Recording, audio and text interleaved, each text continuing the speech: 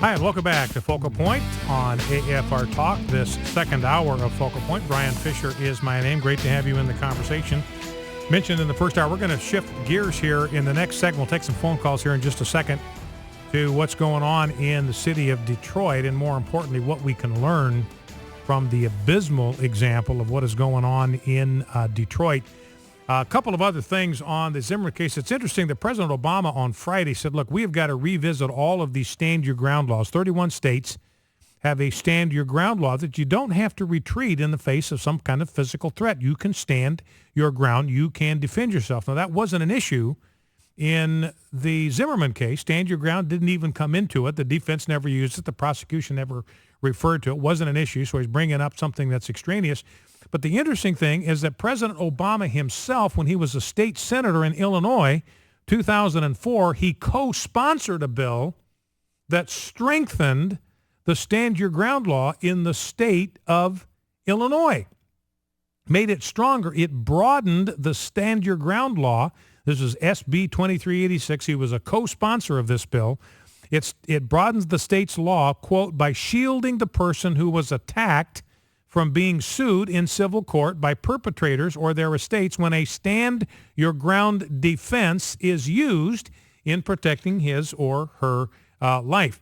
Now, the American people are up to speed here, I believe, on the truth here with Charles Barkley, that this was a just verdict. Only 21%, according to Rasmussen, of the American people think that Zimmerman should be charged with a hate crime. 54% think he was primarily motivated by a concern about burglaries in the neighborhood. Remember, they had 8 or 9 in that area.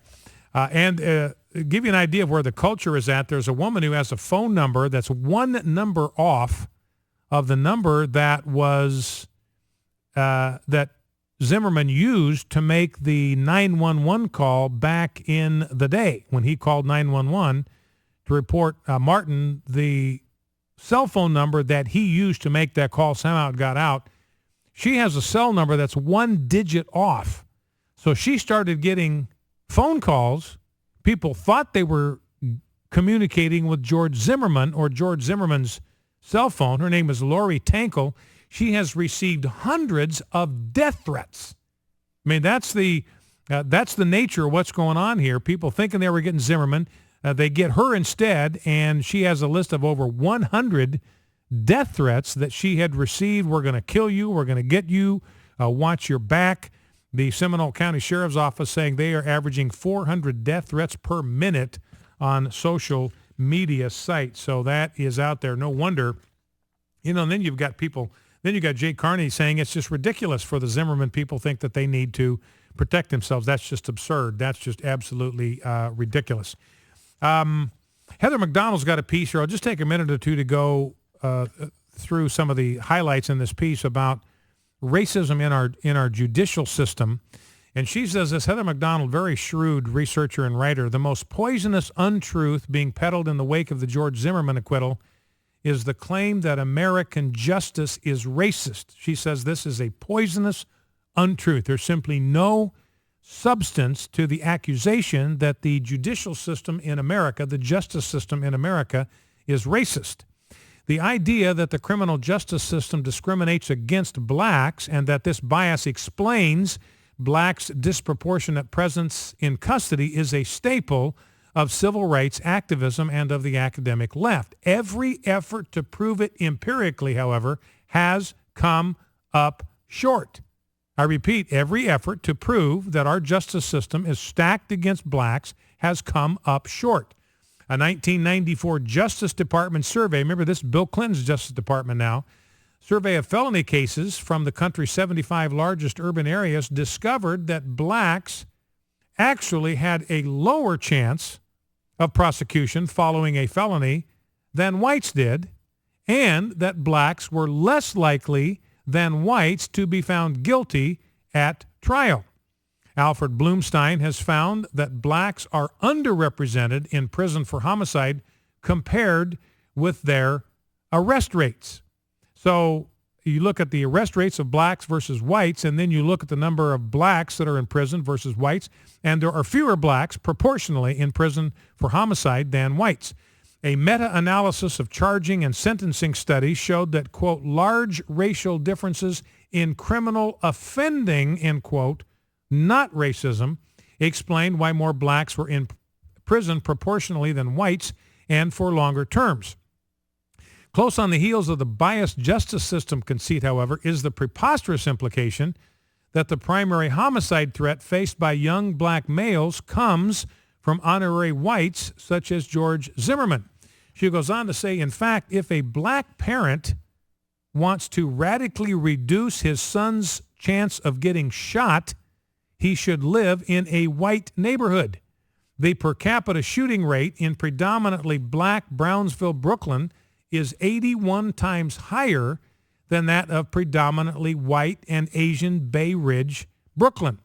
Blacks in 2012 committed about 75% of all shootings in New York, and whites a little over 2%, though blacks are 23% of the city's population and whites are 35%. Blacks are 60% of the city's homicide victims. Their killers, by and large, are blacks. See, that's why you've got to be concerned about enhancing police patrols, in my judgment, in wherever the crime is. You know, New York City Police Department, they got in big trouble because they just pulled out a map and they said, where's the crime occurring? Let's beef up patrols. It turns out that most of those areas where they beefed up patrols were in minority neighborhoods. And so the civil rights people were screaming racism. But wait a minute. This is where the victims are. This is where people are getting shot. This is where people are getting mugged. This is where people are getting robbed. If you care about them, if you don't want blacks to be victims of crime, then that's where you need to go, wherever they're being victimized. So it'd be racism. It would be racism to say, look, we don't care enough about those neighborhoods to provide them with protection from violence. Black males between the ages of 14 and 24 committed homicide at 10 times the rate of white and Hispanic males combined in the same age category. As for interracial crime, black homicide offenders in 2010 had nearly 3 times the absolute number of white and Hispanic victims as there were black victims of white and Hispanic homicide offenders, despite blacks' much lower population numbers. So then this is how she finishes her piece. If one extremely rare shooting of an unarmed black teen by a non-black neighborhood watch volunteer is leading black parents to warn their children about getting shot by whites, it is no less natural that people faced with blacks' actually elevated crime rate are going to view teens who fit the black thug look with a greater degree of trepidation.